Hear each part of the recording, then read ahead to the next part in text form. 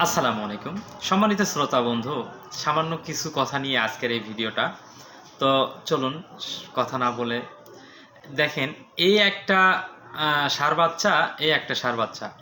আপনার পার্থক্য হচ্ছে এটা লাল কালার, ছোট, মাংস কম, তারপরও এর দাম হচ্ছে 70 থেকে 75 হাজার টাকা। আর এইদিকে দেখতেছেন এই কালাটা, কালামানি, এর উচ্চতা অনেক বেশি, মাংসটা একটু কম, সাইজ টাইজ সব বাঘের মতো অনেক সুন্দর, অথচ এর দাম মাত্র 90 হাজার টাকা বা 80 হাজার টাকা। তাহলে মাত্র 5 হাজার টাকার ডিফারেন্স, অথচ এর উচ্চতা, বডি ফিটনেস কত সুন্দর।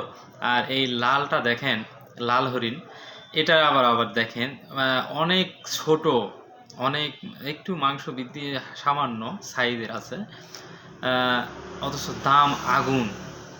এই জন্য মানে লাল গরু মানেই আগুন, বুঝছেন? এই হচ্ছে বিষয়। লাল গরু যখনই আপনি কিনতে যাবেন তখনই আপনি হরিণের দামে কিনতে হবে, আর যখন আপনি অন্য কালারের গরু কিনবেন তখনই আপনার মাংস বৃদ্ধি পাবেন, টাকা সাশ্রয় হবে। এই, ধন্যবাদ।